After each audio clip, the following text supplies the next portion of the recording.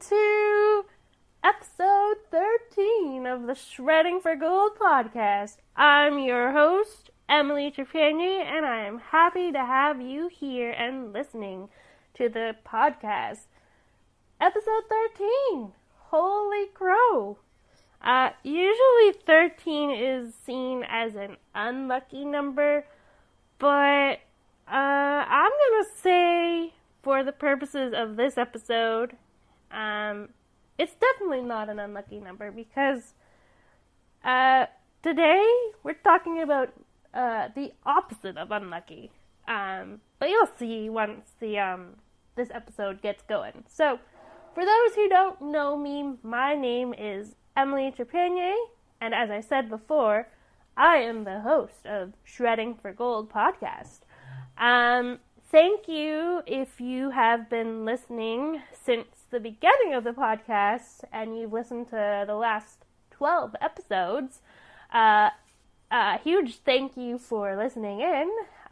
If you're brand new to the podcast, welcome.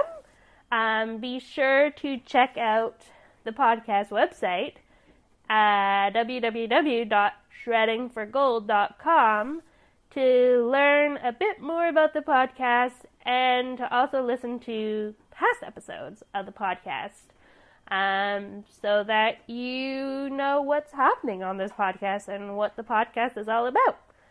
And as always, we are always looking to know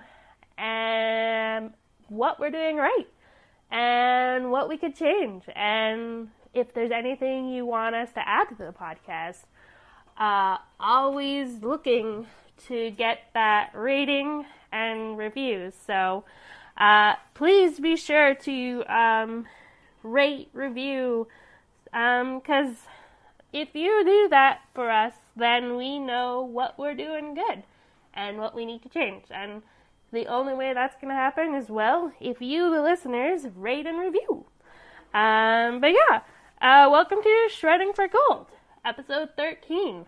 So on today's episode, we're going to talk about the first shred, back on the mountains. So if you listen to episode 12, it's probably a good idea if you haven't listened to episode 12. Pause episode 13 and listen to episode 12 because, you'll understand this, episode a little bit better. But if you just want to keep listening to episode 13 and backtrack, then you can do that. But by all means, it's probably a little bit better to understand if you haven't listened. Go back to episode 12 and then come back to episode 13. So it'll just make a little bit more sense. But either way, if you just want to listen to episode 13 and then go back, then do it that way. And well, if you don't, well then, it's all up to you. So today we're going to chat about that first shred back on the mountain for me. Oh my goodness, guys. I am so happy to be back on the mountains. Race training, shredding, flying down the mountains, going at the speed of light, not falling down cliffs. But, you know, as you can tell, I am very excited. Yeah, that first shred, holy crow, guys. It was crazy. It was amazing. It was all the feels, guys. Exciting, nervous, anxious, happy, relief, holy crow. But I'm kind of getting ahead of myself, so let's break this down for you a little bit better. Yeah, I am full of energy and super excited and happy, but you know, I'm back on the mountains and back doing what I love. So it's okay. I'm okay with this. And if you hear someone crunching in the background, not something, if you hear someone crunching in the background, that's just Miss Darling. I think she definitely feeds off of my emotions. So she's excited herself because, well, I'm excited. And, well, when Mommy's excited, Darling's excited. So I digress. So guys, last episode I said I was getting very excited to finally get back on the mountains after not race training for almost 2 years, a year and a half-ish, almost 2 years, give or take. Because, if you listen to episode 12, you'll know that didn't really happen last year, because of all the restrictions that came into place. And so, it was an emotional episode. I will just let you all know that then, but it's all good. I got through it with my team, and now we're back on the mountains. What can I say? I guess I should start from the very beginning. So, our first day back was a Saturday, and had to wake up super early in order to make sure I was awake and ready to go. The night before I went back to the mountains, I definitely did some last minute packing just to make sure everything was all organized and ready to go for the morning, because I knew I was going to be waking up super duper early. So, and I'm not one of those ones who likes to pack last minute, because it just stresses me out a whole lot, and so I like to take my time with packing. So, in reality, I started packing probably a few days before. I had pretty much everything packed because, again, if you listen to one of my previous episodes, I would have mentioned that it was originally supposed to start a few weeks prior to when it actually started. But things happened, things changed, but in the end, it all worked out. So, so where was I? Oh yeah, packing. So, I had pretty much everything mostly packed the night before, but I always I have a list of items that I have written down, and then I use checklists. I like to do checklists. So I always go over my checklist the night before, and just make sure I have everything, and then just double checking that everything is ready to go. So I check the snowboard out, make sure it's good, and then all of the adaptive gear that I use, I double check to make sure I have it all, and make sure everything feels good and it's ready to go. And then I always choose my what I'm gonna wear. So I have a base layer that I wear, and then I obviously wear my snowsuit, because that's just self-explanatory. When you're going snowboarding, you need a snowsuit. So that's pretty self-explanatory. And then also I choose the socks that I'm going to wear when I'm snowboarding. I have been very fortunate. One of my local sponsors back in Ontario, and I still connected with him, and he helps out when he can. He got me some really great socks that I can wear when I'm snowboarding, and they're snowboarding specific socks, so very awesome.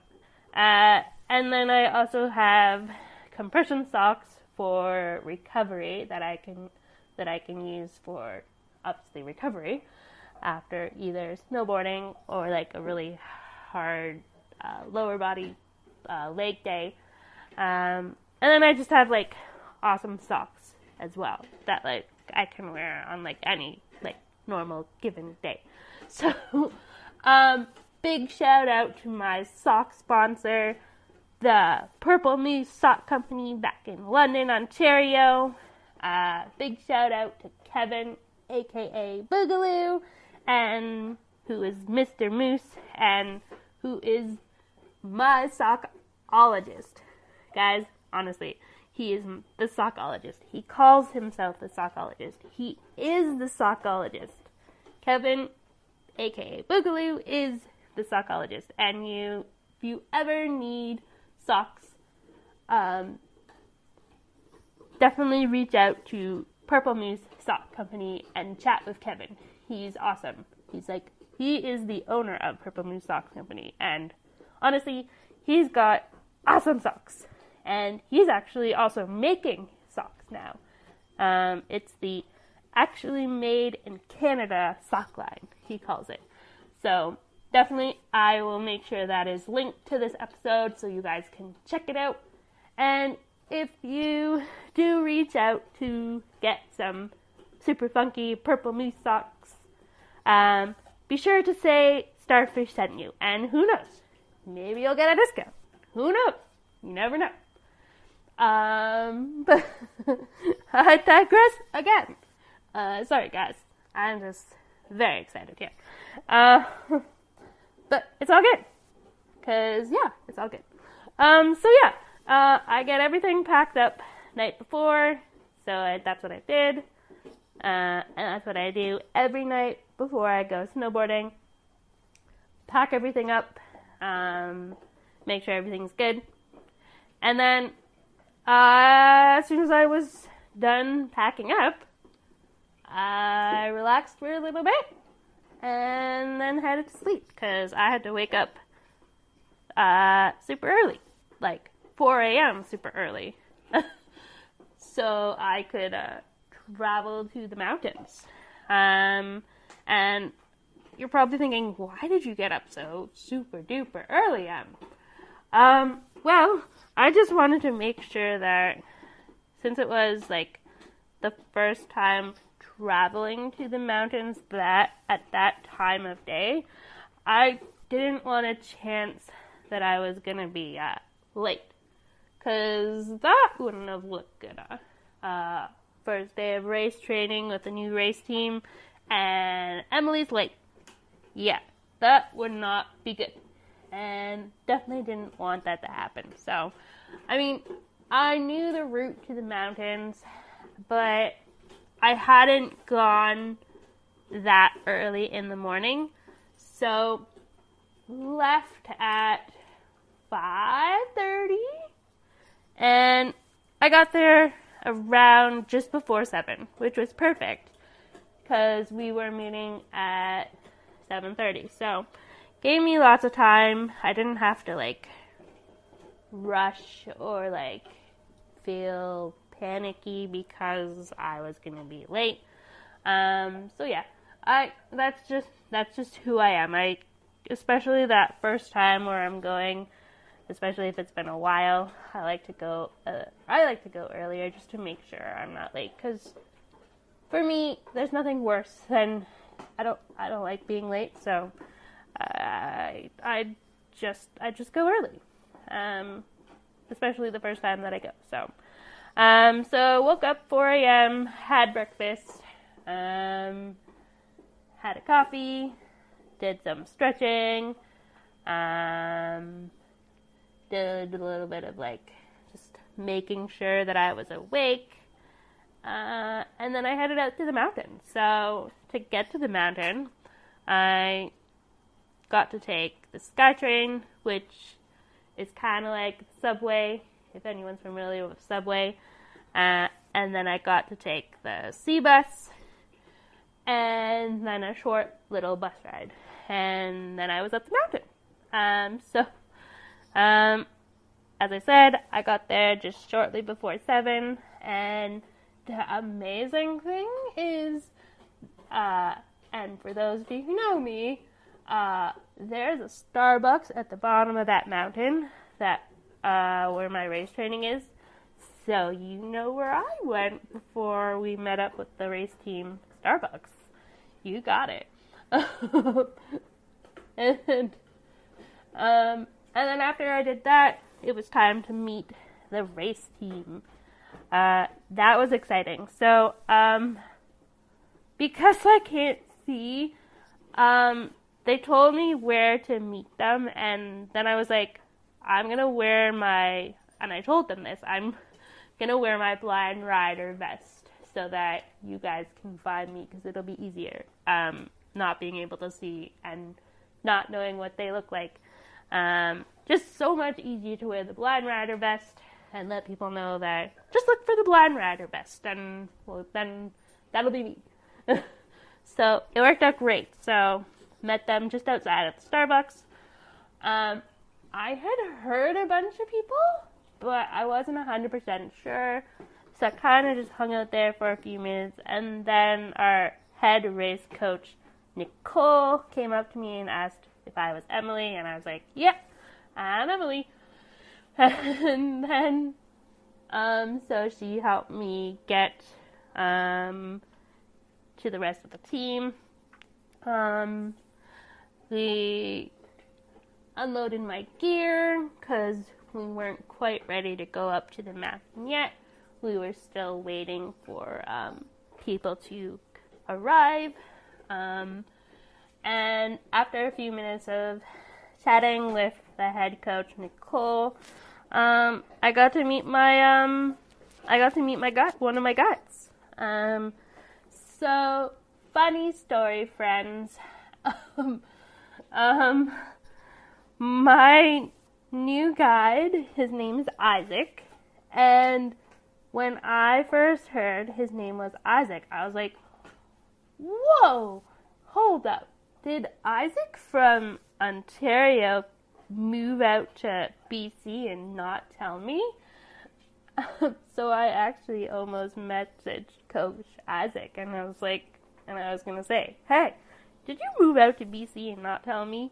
But I was like, no, it can't be the same one. It was just a funny coincidence. And another funny coincidence, sorry guys, I'm messing up my words. It's all okay, but another funny coincidence is that usually I had so many Andrews back in Ontario. Andrews and Drews. So I'm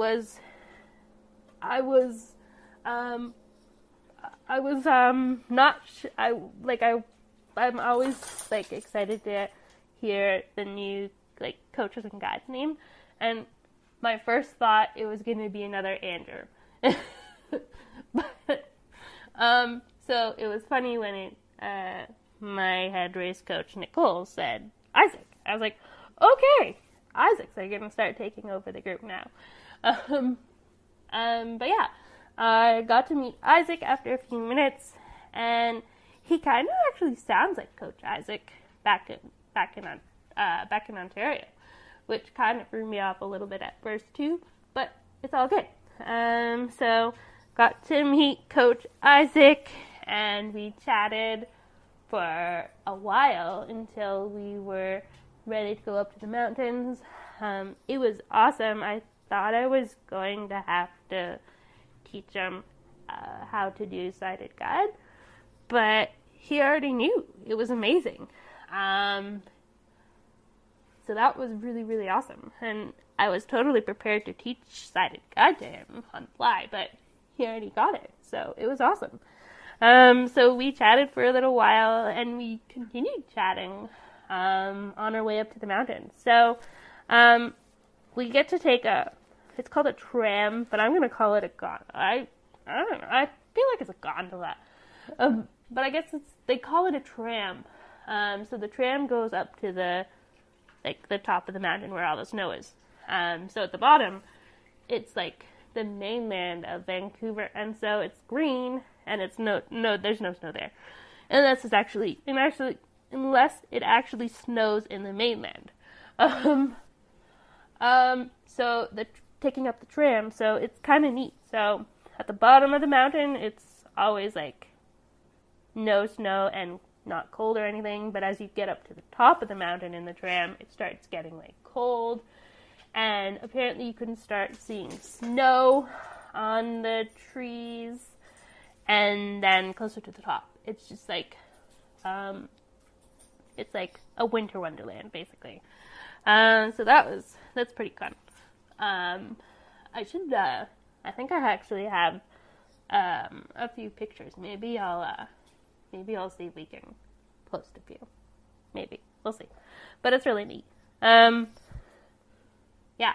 So, Coach Isaac and I, went up to the top of the mountain with the rest of the race team, and then we continued talking on our way up, as I said earlier, and then once we got to the top, we went to what's called the yurt, the race team yurt, and that's basically where, it's just like an area that the race team has on the mountain, for like storing stuff, and like, that's where like sometimes we will meet there. So, we got to the yurt, did a little bit of a mini tour around the yurt. It's kind of a cool yurt. For some reason, I thought it was going to be a lot smaller than it actually is. It's actually pretty big. I mean, it's not like gigantic and super enormous, but it's still a decent size. It's bigger than what I thought it was going to be, so that's super cool. So we got to the yurt, and then we did some introductions, got to meet the rest of the race team, and we did a little bit of a warm-up on the snow, just like some body weight exercises and like other stuff like that, just to like get our muscles warmed up. And then we got to meet each other, so we got to know each other, like the names of all the racers on the race team. And then Isaac and I went into the yurt, and I showed Isaac the adaptive gear that I use when I'm snowboarding, and what he would be using as well. And then I got to meet the head of the entire group, James. I got to meet him there. I had chatted with James on and off the last several months as well. So knew him over email and chatted over phone, but it was nice to meet him in person as well. And then we got finished getting suited up, and then me, Isaac, Nicole, and James headed out to go snowboarding. So because it was the first day, and because it was the first time riding with Isaac, it was because it was the first time in a while that I had been snowboarding. It was honestly just we started off kind of at on the beginner hill, just so they could start to get a feel of where I'm at with my riding, and also to start building the guide athlete relationship, because if you can imagine, trust doesn't come instantly.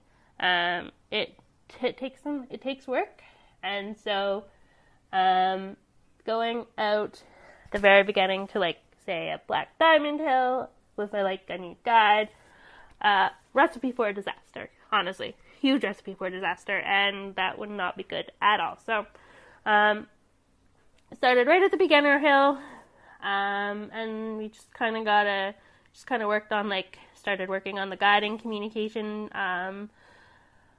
for guiding me down the mountains. I'm not gonna say hills because I was told not to call them mountains hills, so I'm not gonna call them hills.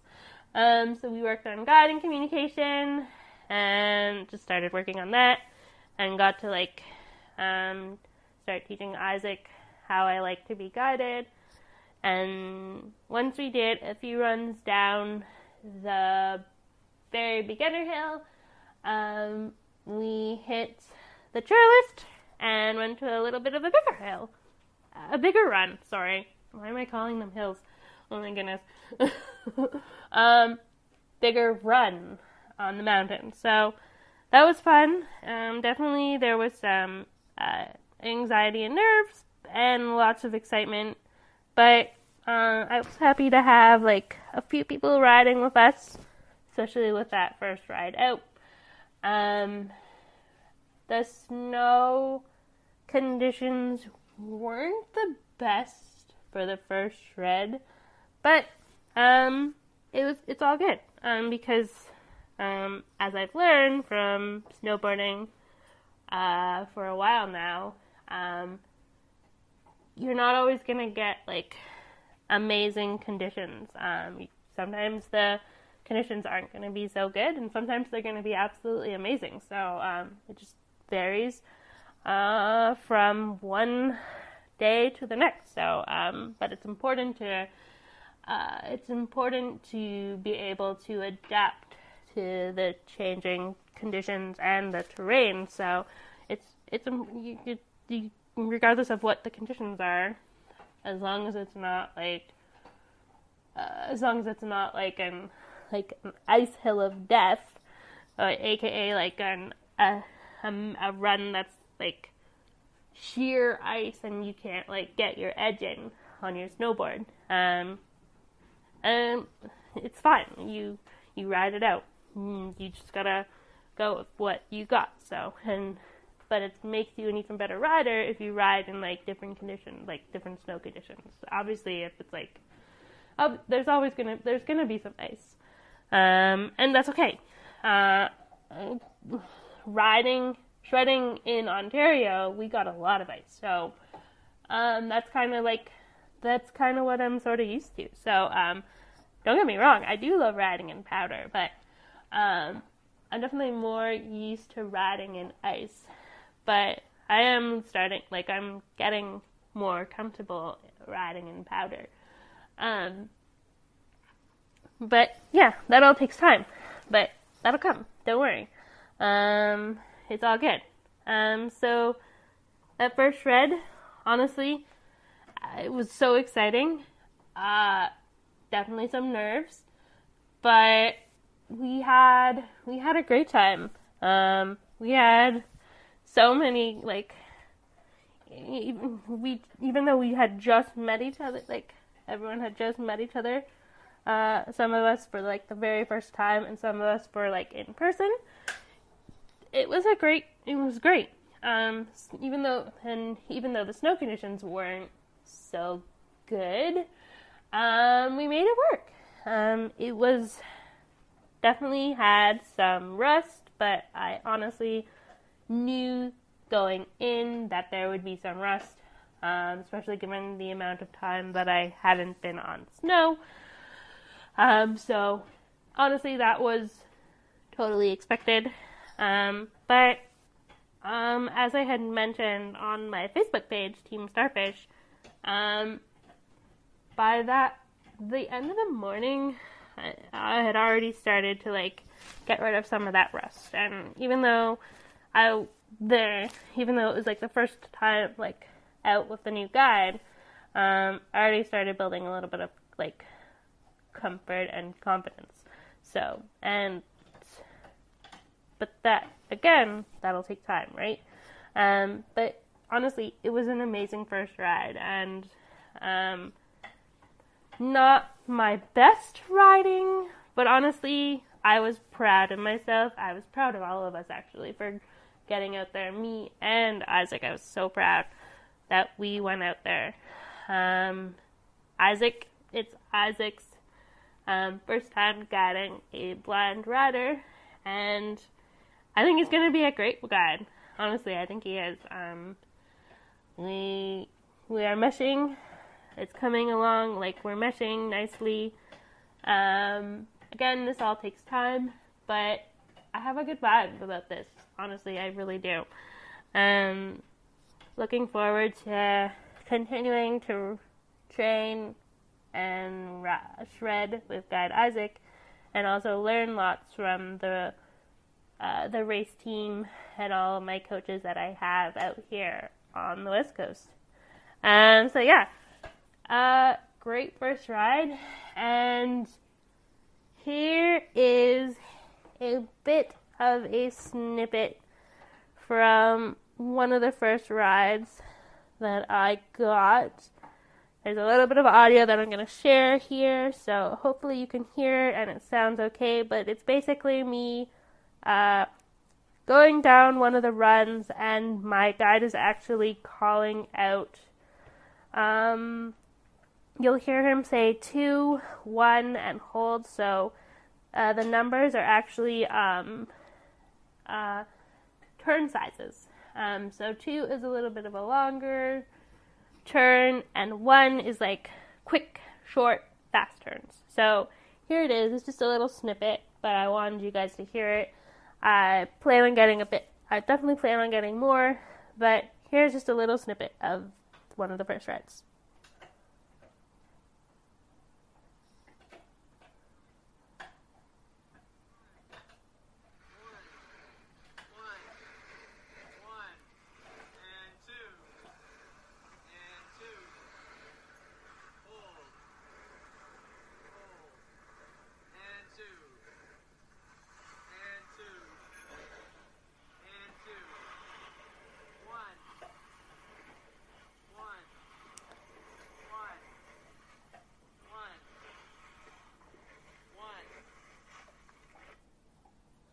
And there you have it, guys.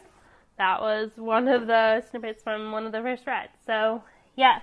I think I'm gonna end this episode off very shortly. So thank you again for listening to episode 13 of the Shredding for Gold podcast. I hope you guys enjoyed episode 13. It was full of energy, but honestly, it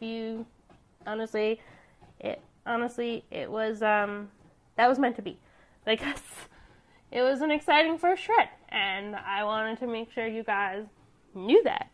But yeah, if you want to check us out and follow the adventure of Team Starfish, feel free to check out www.teamstarfish.ca. We are redesigning the Team Starfish website, and so check back on that website often, because you never know what's going to show up next on the new redesigned Team Starfish website. So be sure to check that out, guys. So yeah, I'm going to sign off now, friends, listeners, family, organizations, whoever you are listening. Starfish signing off, and I will see you next time on the Shredding for Gold podcast. This has been Emily Trepanier, episode 13 of the Shredding for Gold podcast. Toodles!